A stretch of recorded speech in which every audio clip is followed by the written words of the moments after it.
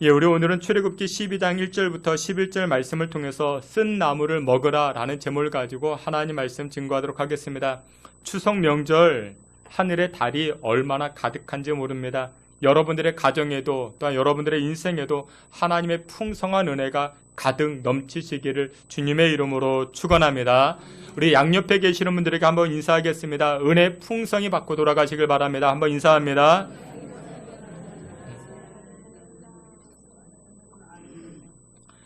추석 명절을 맞이하게 되면은 우리는 그동안 만나지 못했던 친구들, 우리 부모님, 또 고향을 찾아갑니다. 많은 부분들이 우리를 기쁘게 합니다. 즐겁게 합니다. 또 여러분들 추석은 뭐니 해도 맛있는 음식, 또한 풍성한 음식이 또 우리를 기쁘게 하곤 합니다. 근데 오늘 보면 우리 출애굽기 12장 말씀에 보니까 이 8절 말씀에 저와 여러분들이 음식을 먹어야 되는데 무슨 음식을? 쓴 나무를 먹어라, 무교봉을 먹어라, 그렇게 말합니다. 어른도 쓴 나무를 먹고 그리고 자녀들에게까지도 이 쓴 나무를 먹이라, 그렇게 말합니다. 여러분, 사람들은 명절에 되면은 대부분 맛있는 음식을 찾아다닙니다. 명절뿐만 아니죠. 평소에도 사람들은 맛있는 음식이 있다 하면은 산이고 바다고 부산까지 내려가서 그 음식을 먹곤 합니다. 또 여러분들 음식을 그냥 먹는 것도 아닙니다. 음식에는 궁합이 있다 해가지고 여러 가지를 함께 조합해서 먹습니다. 예를 들어 돼지고기를 먹을 때 새우젓과 함께 먹으면 소화도 잘 되고 맛이 더욱 좋다, 그렇게 이야기를 합니다. 닭고기를 먹을 때는 대추와 함께 먹는 것이 좋다, 그렇게 말합니다. 여러분들 여름날 더울 때 삼계탕 드실 때 대추 넣어서 먹지 않습니까? 왜 대추를 먹는가? 이 대추 안에는 폴리페놀이라는 것이 가득하다 합니다. 그러니까 쉽게 말해서 이 폴리페놀은 우리가 잘 아는 황산화 물질입니다. 이 황산화 물질이 왜 우리에게 좋은가? 노화를 방지시키기 때문에 좋다, 그렇게 이야기합니다. 그래서 이 삼계탕 안에 이 닭과 대추를 함께 먹을 때 참 좋다, 그렇게 이야기를 합니다. 뿐만 아닙니다. 음식에는 철학도 담겨져 있습니다. 근데 우리가 추석을 맞이하게 되면은 우리나라는 송편을 먹습니다. 여러분들 송편은 우리나라에만 있습니다. 이 송편을 먹습니다. 여러분들 원래 이 송편을 송병이라 불렀습니다. 송병. 근데 여러분들 이 부르기 쉽게 송편으로 바뀌게 된 것입니다. 옛날에는 이 송편을 나이떡, 그렇게 말했습니다. 그러니까 송편 하나하나를 먹으면서 나이 숫자만큼 먹으면서 건강을 기원했기 때문에 나이떡이라 그렇게 말했습니다. 여러분 설에는 또 떡국을 먹습니다. 설에 왜 떡국을 먹냐면 동전 모양과 같이 이 떡이 동전 모양과 같기 때문에 상대의 불을 기원하는 마음을 가지고 떡국을 대접하고 떡국을 먹기도 했습니다. 노총각 노처녀가 있습니다. 그럼 뭐라고 이야기합니까? 국수 언제 먹게 해줄래? 그 뜻이 무엇이냐? 결혼 언제 할 거냐? 그런 뜻을 담고 있습니다. 이스라엘은 연초가 되면은 꿀과 생선 머리를 먹는다 합니다. 그러면서 서로 이렇게 축복합니다. 사나토바, 히브리어로 사나토바, 이렇게 축복합니다. 그 뜻이 무엇이냐면 꿀과 같은 한 해가 되세요, 그런 뜻을 담고 있는 것입니다. 그러니까 서로 축복해 주는 것이죠. 근데 오늘 본문에 보니까 6월절을 맞이한 이스라엘 백성, 이 절기를 맞이한 이스라엘 백성들에게 여호와 하나님은 무엇을 먹으라? 쓴 나무를 먹으라, 그렇게 말씀합니다. 쓴 나무를 먹으라.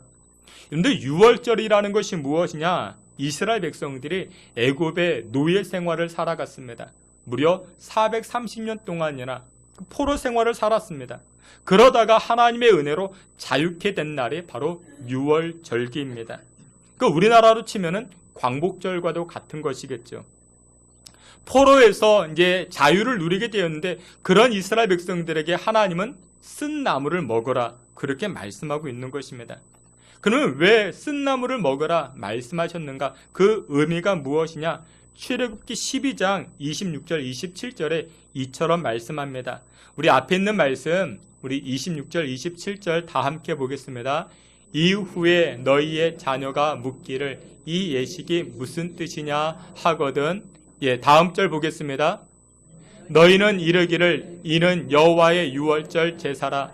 여호와께서 애굽 사람에게 재앙을 내리실 때에 애굽에 있는 이스라엘 자손의 집을 넘으사 우리의 집을 구원하셨느니라 하라 하매 백성이 머리 숙여 경배하니라. 아멘.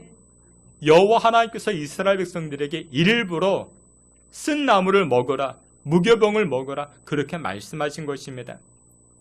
이 6월절에는 이스라엘 백성들이 세 가지를 해야 됩니다. 첫 번째, 아까도 말씀을 드린 것처럼 무교병을 먹어라. 이 무교병이라는 것이 여러분들 밀가루 반죽을 해가지고 떡을 만들어야 되는데 그 안에 효소를 넣지 않은 것입니다. 이스트를 넣지 않은 것입니다. 그저 반죽해서 화덕에 구운 것입니다. 소금도 넣지 않았습니다. 그럼 무슨 맛이 있겠습니까? 아무런 맛이 없겠죠. 그리고 두 번째, 쓴 나무를 먹으라 말씀합니다. 양념이 되지 않았습니다. 그러니까 여러분들 우리로 치면 쓴바기, 고들빼기 같은 것. 근데 그것 자체를 그냥 먹어야 됩니다. 그 얼마나 입이 쓰겠습니까? 이렇게 무교병과 또한 이 쓴나무를 7일 동안 먹어야 됩니다. 한 끼도 아닙니다. 하루도 아닙니다. 7일 동안 먹어야 됩니다. 그 얼마나 곤욕스럽겠습니까? 근데 여호와 하나님은 이스라엘 백성들에게 6월절을 맞이한 이스라엘 백성들에게 이 쓴나무를 먹으라 이렇게 말씀합니다. 왜냐? 그것이 그들에게 필요하기 때문에 그렇게 말씀하고 계시는 것입니다. 주께서 사랑하시는 귀한 성도 여러분들 이번 추석에 무슨 음식 드셨습니까? 맛있는 거 드셨죠? 갈비도 드시고 여러분들 맛있는 거 많이 드셨을 것입니다. 근데 우리 하나님께서는 저와 여러분들에게 때로는 우리에게 쓴 나무를 먹어라, 입에 쓴 것도 먹어라 그렇게 말씀합니다. 그것이 우리에게 필요하기 때문에, 그것이 우리에게 복이 되기 때문에 그렇게 말씀하고 계십니다. 그렇다면 구원받은 백성들, 저와 여러분들, 믿음의 백성된 저와 여러분들이 이 땅 살아갈 때 첫 번째로 우리는 이 땅을 살아갈 때 쓴 말도 먹을 줄 알아야 됩니다. 쓴 말도 우리에게 필요합니다. 전도서 7장 5절 말씀에 이렇게 말씀합니다. 우리 앞에 있는 말씀, 전도서 7장 5절 다 함께 보겠습니다. 지혜로운 사람의 책망을 듣는 것이 우매한 자들의 노래를 듣는 것보다 나으니라. 아멘. 이 말씀에서 지혜로운 사람의 책망을 듣는 것이 노래 듣는 것보다 낫다 그렇게 말합니다. 그런데 우리가 하나님 예비하신 복을 얻기 위해서는 쓰디 쓴 말도 들을 줄 알아야 됩니다. 그런데 살다 보면요, 좋지 않은 말 들려줄 때가 있습니다. 직장 상사가 핀잔을 줄 때도 있고 책망할 때도 있습니다. 근데 그런 말을 들을 때 참고 견디고 그런 말도 받아 먹을 줄 알아야 됩니다. 그걸 소화시킬 줄 알아야 됩니다. 성경을 보면은 여러 왕들이 등장을 합니다. 대표적으로 구약에는 다윗이 등장을 하고 신약에서는 헤롯이 등장을 합니다. 근데 이 두 왕에게는 차이가 있습니다. 헤롯 왕, 이 헤롯이라는 사람은 자기 동생의 아내, 이 동생의 아내가 좋아 보였습니다. 그래서 어떻게 했는가? 이 헤롯 왕은 자기의 동생을 죽이고 그의 아내를 자기의 것으로 빼앗았습니다. 그러자 세례 요한, 하나님의 선지자 세례 요한이 와서 그의 죄를 지적합니다. 마땅히 책망받을 만한 그런 죄가 아니겠습니까? 헤롯이 그에 대한 그 잘못을 책망받을 때 이 헤롯이 하나님 앞에 회개하고 하나님 내가 잘못했습니다 라고 고백하며 나아가면 정말 괜찮은 왕이 됐을 텐데, 근데 이 헤롯은 그렇게 하지 않았습니다.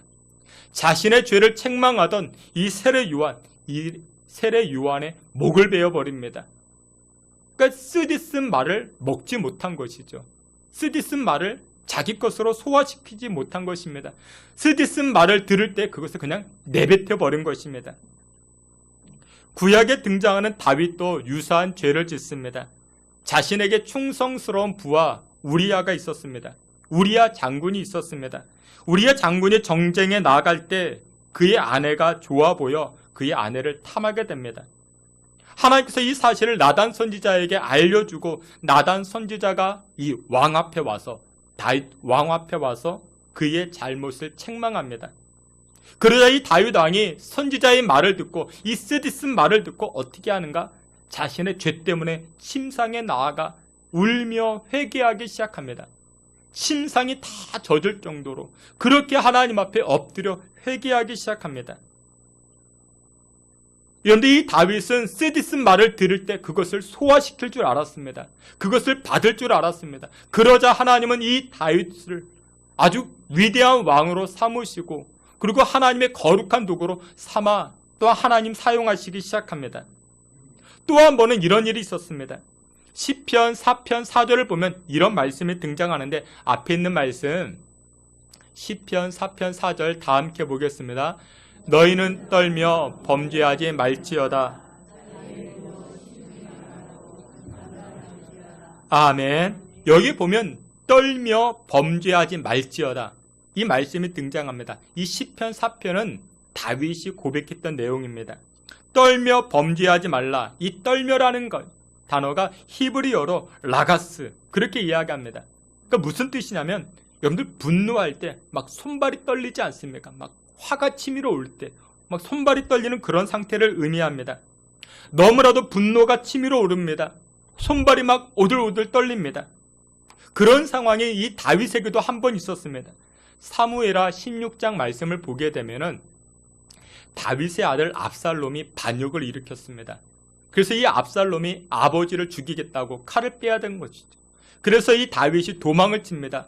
예루살렘 성을 나와가지고 도망을 치는 가운데 시므이라는 사람이 이 다윗을 향해서 이렇게 조롱합니다. 야, 잘됐다, 꿀 좋다, 쌤통이다. 그러면서 이 다윗을 향해서 그렇게 조롱 섞인 이야기를 합니다. 이 말을 들은 그 옆에 이 다윗의 오른팔, 이 오른팔 아비새 장군이 이렇게 이야기합니다. 다윗 왕이여, 다윗 왕이여, 나에게 허락해달라고. 나에게 허락만 해주면은 이 시므이, 저 개와 같은 시므이 내가 가서 단칼에 죽이고 오겠노라. 근데 다윗이 뭐라고 이야기하는가? 이렇게 이야기합니다. 자신의 오른팔 아비새 장군에게 야, 가만두어라. 가만두어라. 저 시므이의 말을 통해서도 하나님은 나에게 말씀하실 수 있다. 나에게 말씀하실 수 있다. 무슨 얘기입니까? 다윗은 이 시므이, 그가 조롱 섞인 말, 그 쓰디쓴 말을 받을 줄 아는 사람이 이 다윗의 인격이었다라는 것입니다.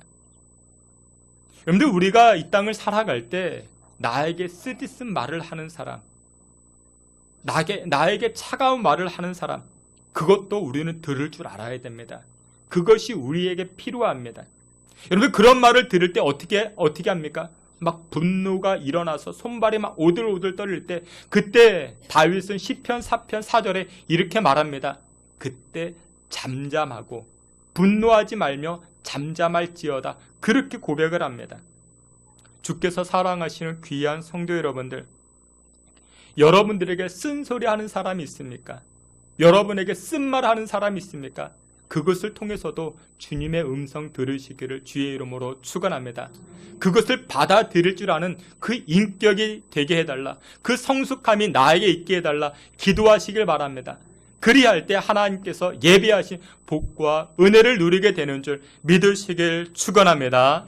두 번째로 우리 삶 가운데 일부러 쓴 결단도 필요합니다. 쓴 결단이 필요합니다. 고린도후서 15장 4절부터 6절에 이런 말씀이 있습니다. 우리 앞에 있는 말씀 우리 다 함께 보겠습니다. 장사 지낸 바 되셨다가 성경대로 사흘 만에 다시 살아나사 게바에게 보이시고 후에 12 제자에게와 그 후에 500여 형제에게 일시에 보이셨나니 그 중에 지금까지 대다수는 살아있고 어떤 사람은 잠들었으며. 아멘. 근데 우리가 오늘날 얼마나 이기적인 시대를 살고 있는지 모릅니다. 여러분들 지난 한 주간 어떤 결정을 내리고 결단할 때 어떤 기준을 가지고 결정하시고 결단하셨습니까? 나의 이익이 되는 것, 나의 만족이 되는 것, 나의 기쁨이 되는 것, 그것 때문에 여러분들 결정하고 결단하지 않았습니까? 나에게 손해가 되면은 우리는 한치도 양보하지 않습니다. 근데 여러분들, 우리가 이 땅을 살아갈 때 때로는 쓰디쓴 결단도 필요합니다. 쓰디쓴 결단의 대표적인 모습이 바로 예수님이셨습니다. 예수님께서 십자가를 지실 때 그 십자가의 결단이 얼마나 고통스러웠는지. 그래서 예수님께서 그 십자가를 지시기 전에 뭐라고 고백을 하는가? 이 잔을 할 수만 있으면 좀 옮겨달라. 하나님 아버지께 그렇게 기도합니다. 근데 예수님은 그 시드슨 결단을 하십니다. 저와 여러분들을 구원하시기 위해서 그 결단을 하십니다. 여러분들 최근에 결단해 본 적 있으십니까? 근데 그 결단, 하나님의 기쁨을 위해서 결단해 본 적 있으십니까? 교회를 위해서 결단해 보셨고, 신앙 성장을 위해서 결단하셨고, 나를 위해서가 아니라 남을 위해서 결단해 보신 적 있으십니까? 우리가 조금 전에 보았던 이 고린도전서 15장 말씀은 이런 내용입니다. 예수님께서 십자가 지시고 부활하셨습니다. 그리고 이 땅에 40일 동안 계시다가 승천하십니다. 승천할 때 그 주변에 예수님 승천하는 장면을 500여 형제들이 보았다. 성경은 그렇게 말씀합니다. 그 500여 형제가 예수님 승천하는 모습을 보게 된 것입니다. 그 말씀이 고린도전서의 말씀에 등장을 합니다. 근데 그때 예수님께서 그때 무엇이라 말씀하는가? 사도행전 1장 15절의 말씀을 보게 되면은 나보다 더 좋은 또 다른 영이 올 것이니 그를 기다리라. 그렇게 말씀합니다. 성령을 기다리라. 그렇게 말씀합니다. 그래서 그 500의 형제들 가운데 마가의 다락방에 모여가지고 그 또 다른 영이 오기를 기다렸던 사람들이 있습니다. 그 사람들이 몇 명이나 되는가? 120여 명입니다. 우리 성경 한번 다 같이 찾아보시겠습니다. 여러분들 성경 사도행전 1장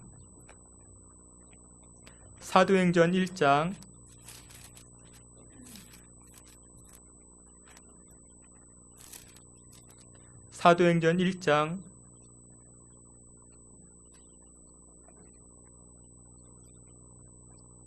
15절 말씀,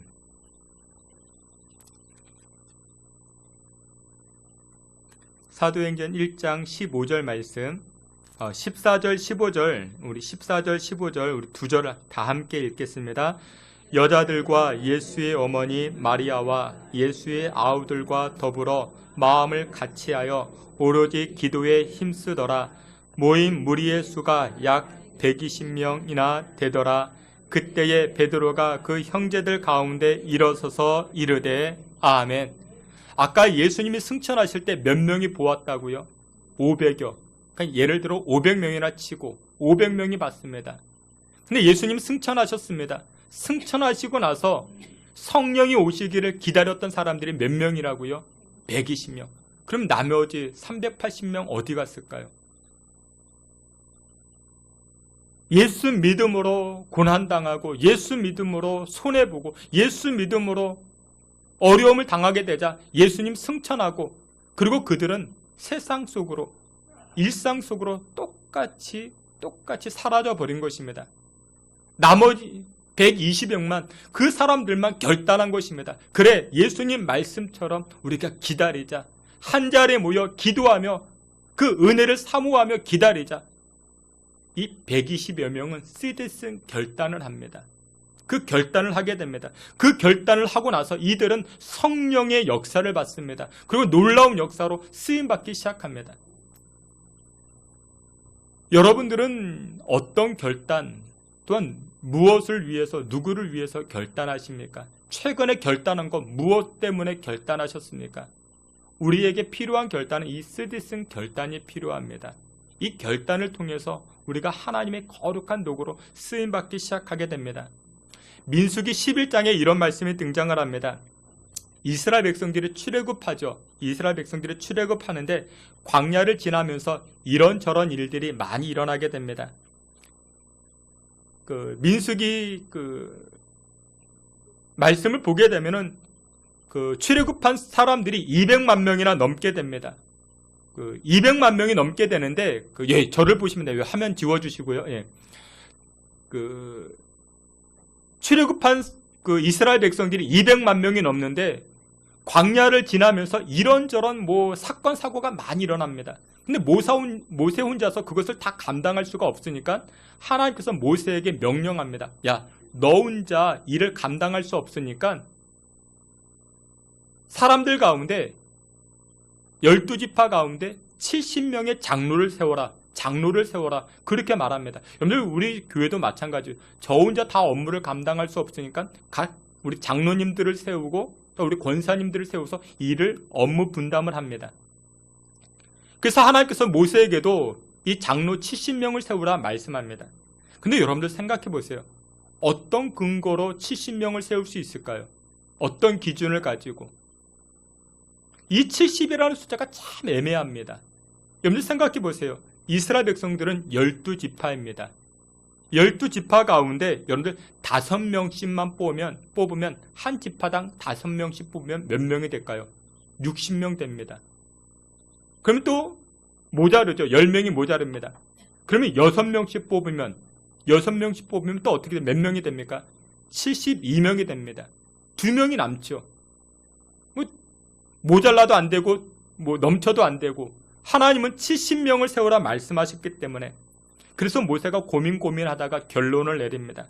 모세가 이 12지파당 공정하게 6명씩 선출을 합니다. 모두 뽑아보니까 몇 명이 된 거예요? 72명이 됐습니다. 2명을 빼야 됩니다. 어떻게 뺄지 몰라가지고 고민하다가 그래 제비뽑기를 하자. 근데 여러분들 그거 아십니까? 교회에서 목사님이 가장 머리 아픈 것이 무엇이냐면 누구는 세우고 누구는 빼고 그러면 여러분들 그게 정말 그게 머리 아픕니다. 그러면 또 이렇게 집사님들이 또 이렇게 시험 들어요. 누구는 목사님 사랑하고 누구는 싫어하고 그래서 별것도 아닌 건데 아주 그것 때문에 아주 시험 듭니다. 이 모세 목사님도 그와 같았을 것입니다. 어쨌거나 2명을 빼긴 빼야 됩니다. 어떻게 뺄까 고민하다가 그래 제비를 뽑자. 그래서 제비 뽑기 72장을 만들어 두었습니다. 70장에는 장로라고 써놓고 나머지 2장에는 백지로 만들어 두었습니다. 한 사람씩 한 장 뽑는 것입니다. 그리고선 나머지 2사람이 탈락되는 것이죠. 근데 모르긴 몰라도 이 모세 목사님은 그 전날 밤 잠을 못 잤을 것입니다. 그렇겠죠. 야 혹시라도 누가 안 되면은 야 시험 드는 게 아닌가. 야 교회 안 나오겠다고 말하면 안 돼. 그러면 어떻게 하겠냐. 여러분들 시험 들고 상처받으면 안 되니까. 드디어 다음 날이 됩니다. 선출된 72명을 불러 모아놓고 이렇게 이야기합니다. 여러분들이 이제 민족의 지도자, 민족의 장로님들이 되시는 것입니다. 그런데 하나님은 70명을 세우라 말씀하셨기 때문에 여러분들 가운데 2명이 빠지셔야 됩니다. 여기 제비가 있습니다. 이 70장 가운데 72장 가운데 2장은 백지입니다. 여러분들 가운데 2명이 빠지셔야 됩니다. 근데 모세가 이렇게 말할 때에 2명이 모세 앞에 나서서 이렇게 이야기합니다. 목사님, 제가 빠지겠습니다. 투표도 하기 전에 제가 빠지겠습니다. 그 사람의 이름이 무엇이냐? 엘닷과 메닷. 이 2사람이 그렇게 이야기합니다. 목사님 생각해 보세요. 투표에서 누가 되고 누가 안 되면은 얼마나 상처가 되겠습니까? 교회 공동체 분열 가지고 오는 것 아니겠습니까? 서로 맘상하게 되니까 투표하기 전에 저희가 먼저 빠지겠습니다. 저희 2사람 제외하면 꼭 70명이 되니까 그분들 모두 다 장로님으로 임명하시면 문제가 금방 끝나지 않겠습니까? 이렇게 이야기합니다. 근데 이 결단은 쉬운 결단 아닙니다. 결코 쉬운 결단 아닙니다. 여러분들 백성 중에 장로가 되면은 그에 따라오는 명예, 그에 따라오는 하나님의 축복이 어마어마한데 그것을 거절한다는 것은 쉬운 거절 아닙니다. 근데 이 2사람이 이렇게 이야기하니 모세 목사님의 마음이 얼마나 편해지는지 모릅니다. 스스로 자원해서 그런 결단하니까 마음이 얼마나 편해지는지 모릅니다. 모세가 드디어 이 70명을 데려다 놓고 장로 임명을 하게 됩니다.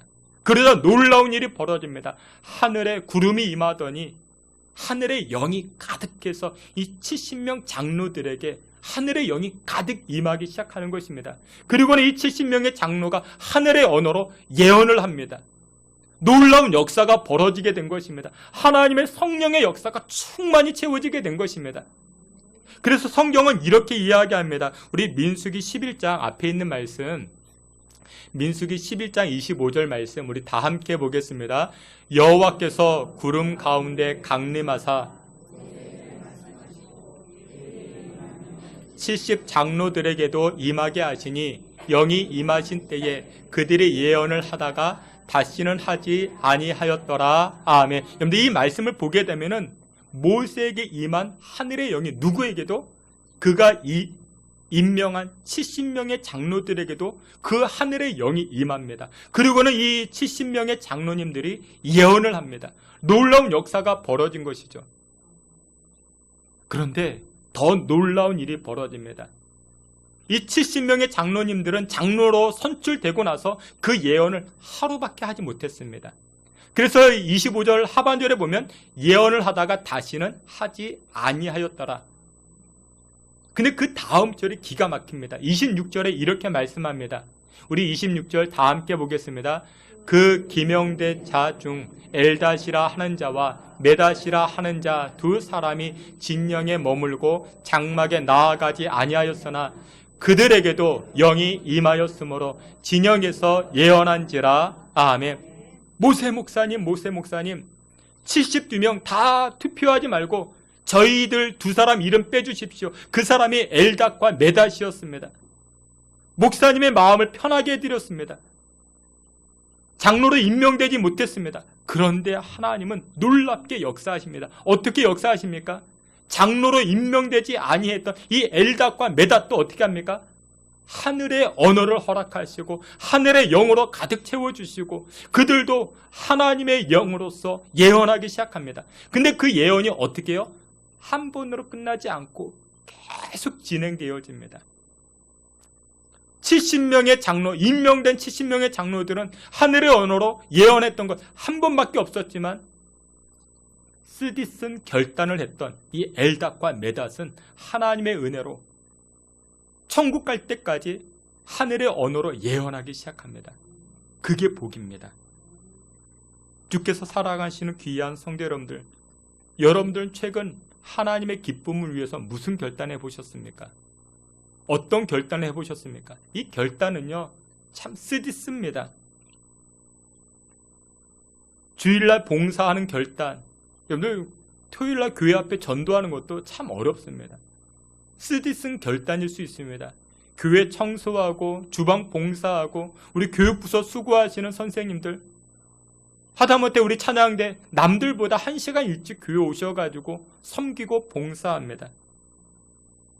안내하시는 분들 그 쓰디쓴 결단입니다. 근데 그런 결단할 때 난 편하게 예배만 드려야지, 그것 아닌 쓰디쓴 결단을 할 때 그때 하나님께서 복의 복을 더하여 주실 줄 믿으시길 축원합니다.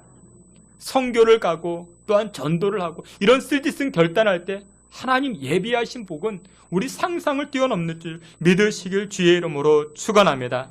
말씀의 결론을 맺도록 하겠습니다. 이스라엘 백성들에게는 여러 절기가 있었습니다. 오늘 본문에는 6월 절기라 이야기합니다. 그런데 오늘 출애굽기 12장 27절에 보니까 6월 절기라 그렇게 말씀하지 않고 이렇게 말합니다. 출애굽기 12장 27절 이 말씀에 보니까 너희는 이르기를 이는 여호와의 6월절 제사라. 제사라는 단어가 등장을 합니다. 6월절 제사라. 여러분들 제사는 여러 형태가 있습니다. 번제, 그러니까 불로 태워드리는 제사를 번제라 이야기하고 곡식가루를 드리는 제사를 소제라 이야기를 합니다. 화목 제사가 있습니다. 이거는 관계를 회복하기 위해서 드리는 제사입니다. 내가 죄를 지으면 그 죄에 대한 속죄 제사가 있습니다. 근데 이 6월절 제사는 바로 세 번째 화목 제사와 같습니다. 화목 제사에 속해지게 되는데 이 화목 제사는 세 가지가 담겨져 있습니다. 세 가지. 감사제, 서원제, 낙헌제가 이 화목 제사에 속해지게 됩니다. 그러니까 감사 제사는 그것이죠. 하나님 앞에 감사하는 일들, 그 감사 제사를 드리는 것. 서원 제사라는 것이 무엇이냐면 여러분들 받을 줄 믿고 드리는 것, 서원 제사입니다. 어떤 분이 그 감사 헌금을 드렸는데 일반적 감사 헌금보다 훨씬 많이 드렸습니다. 그래서 나중에 알아봤더니 이분이 그 아이 하나가 있는데 대학 등록금, 그 대학에 등록할 줄 믿고 미리 감사 예물, 서원 제사를 드린 거예요. 그러니까 하나님 정말 또 은혜 주셔가지고 그 대학에 입학하게 됩니다. 그러니까 그런 것들을 그 서원 제사, 저도 뭐 서원 제사를 뭐 여러 번 해봤습니다. 그리고 또 한 가지 화목 제사에 속해진 것이 무엇이냐면 바로 낙헌제라는 것이 있습니다. 낙헌제. 근데 이 낙헌제가 무엇이냐면 말 그대로 즐길 낙, 즐거울 낙, 드릴 헌, 기쁜 마음으로 드리겠다, 그런 뜻을 담고 있는 것입니다. 기쁨으로 드려지는 제사. 여러분들의 인생 가운데 쓴 나물을 먹어야 할 때가 있습니까? 여러분들의 삶 가운데 쓴소리, 쓴 말을 들을 때가 있으십니까? 여러분들의 삶 가운데 쓴 결단을 할 때가 있습니까? 그것을 한번 기쁨으로 해보십시오. 그럼 놀라운 역사가 나타나게 됩니다. 편한 것, 입이 즐거운 것,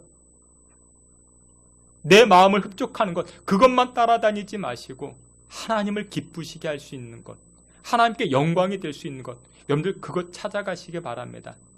그리고 결단해 보시기 바랍니다. 그러면 하나님께서 놀라운 은혜의 길로 여러분들의 삶을 인도하시고 축복해 주시는 저와 여러분들의 삶이 다 되시기를 주의 이름으로 축원합니다. 아멘. 하나님 아버지, 우리의 삶 가운데 은혜와 긍휼을 부어주시고 우리가 이 땅을 살아갈 때 하나님의 은혜의 역사가 쓴 나무를 먹고 쓴 소리를 들을 줄 알고 쓴 결단하는 주의 백성들 가운데 임하게 하여 주시옵소서.